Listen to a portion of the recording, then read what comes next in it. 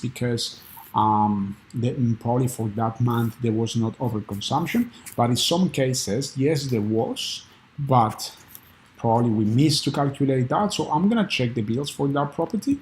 So those are the things that you need to do when you are reviewing the tenancies when they are vacating, just to make sure that we are charging people for what we should be charging them. So we go to this property. This is the property 1011. We're gonna be checking the calculation. So we're gonna say bills and then electricity in this case. Then we're gonna go to the period that we are missing, which is the period between this last one was May to June, and then we have May to June, and then we have March to April. So we have April to May, I think, the one that we're missing. So April to May. So we have 7th of April to 4th of May. I think that this one is the one that we are missing. Yes, I'm correct. So probably there was not overconsumption. We usually sponsor $65 for the electricity. So this invoice, as you see, and that's the reason, it came for this only period that we are being charging here. They invoice us $54.93. The reason they invoice us that, and being very honest with you, this is something that is actually not accurate, which is this $50 that we receive as rebate from the government. We need to be very careful when we are checking this type of bills, because this money was some money that the government was refunding back to all accounts for electricity, and then in this case is money that probably we are saving, and we should have invoiced the tenants for like the full bill. So well, anyways, we didn't do that. It's all good. We just received that money back from them. We are not gonna invoice them, but actually this bill was, instead of being $45, was $95, and then we didn't charge her for that. Then it's some money that we are missing in this case, but well, let's make it fair. We received the discount. We're not gonna be charging her for that. But that explains why we didn't charge her for overconsumption in here. Then we have this one for hot water starting from the 3rd of May to the 4th of June. I'm assuming that this was just the following after this one. Yeah, that's correct. Pretty much the calculations we can check to make sure that Giancarlo did a proper job, or the person who was completing this currently is a person named Giancarlo. Did the proper job. But how we do that, we simply access, if we want to do the whole thing, we access the bill. We say, okay, this bill just came for 125.20. Then we have the calculations that were made for Amanda and the calculations for that invoice. So we open all of them. So Amanda, and then we open as well the hot water calculations. I'll show you how this is done. So when you access the bills in here, you're gonna see that we have a template. The template that we are currently using is, I'm assuming, this one. When we access this, there are some touches that we need to do to complete to this template, so that way we can work out the overconsumption quite easily. But you'll see that what he did was he used this template for overconsumption of hot water. So this is pretty much the template that we use. Probably he put Amanda here, and he completed the calculations in here. So this is hot water. As you see, we sponsor $55 per month in this bill. So let's say that he calculated in the previous case, he used this template, and then he just simply put the information where we have it, which is in here. Is this information that we have in here. I don't want to get you confused. So pretty much these tables here that are screenshots from what we have in here is the periods that he calculated. So in this case, he put it the 3rd of May to the 4th of June. The invoice, the total invoice was $125.20, which is this invoice that we have in here.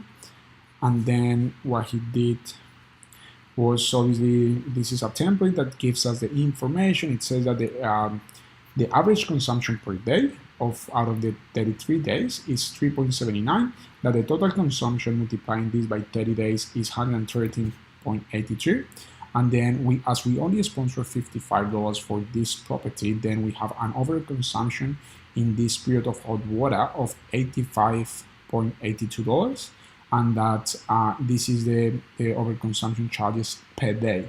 Once we have that overconsumption charges per day, which is pretty much exactly what we have in here, property overconsumption charges per day, in the other obviously is a different value.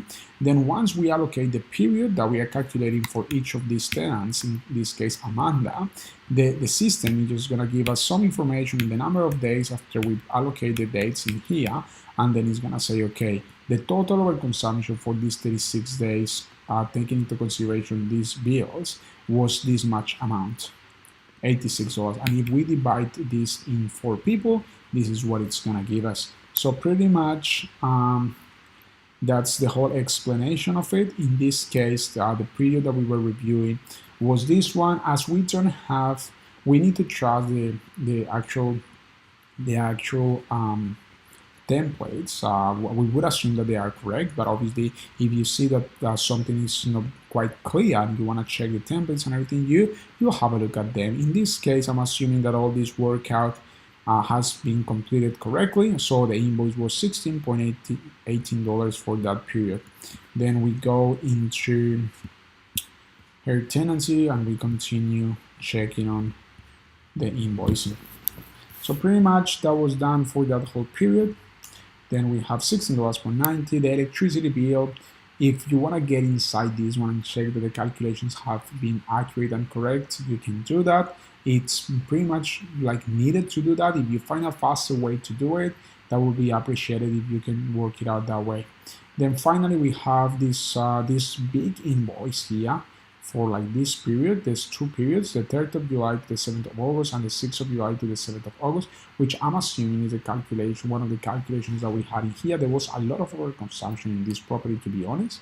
And then that's pretty much that. So I'm assuming that she vacated on the 7th of August. That's the reason it was calculated until that day.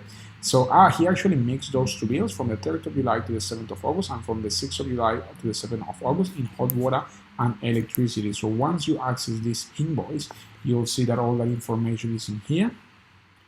Then that's pretty much that. We can retrieve any information that we need from here if you need to check any of those. That's it. So we say, yeah, it seems to be accurate. Let's say that like it's accurate, but we can like do more more research into it. Then we continue with the bill. So we say clean essentials. Were the clean essentials calculated correctly? So you say, hey, well, yes. So we go to the invoice that they generated.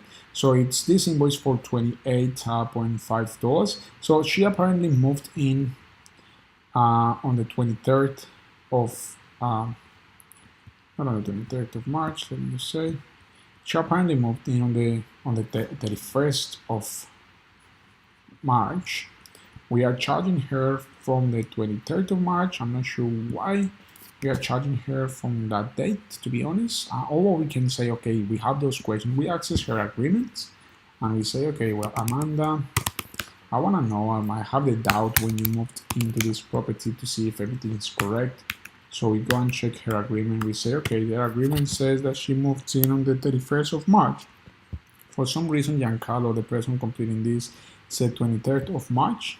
It was actually the 31st. Maybe he got confused. We have you can use one of these date calculators online. And then we can say 31st of March. So we have 31st of March, 2018 to the 7th of August, 2018. Then calculate. Once we calculate this, pretty much it says, okay, we need the number of weeks. So it says 18 weeks, 4 days. So we say 19 weeks. So we're gonna charge this person for 19 weeks and we'll see what he did. So if you come here, you say, okay, he charged this person 19 weeks by $1.5. This is correct. He applied this to the correct account. And then we go, okay, yeah, this is being done correctly. So clean essentials, that's fine.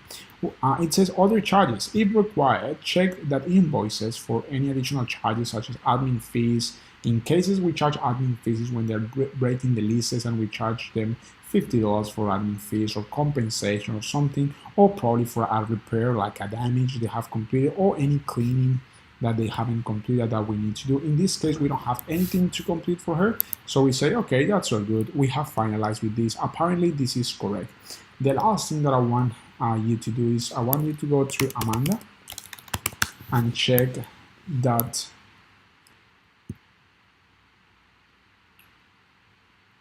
like all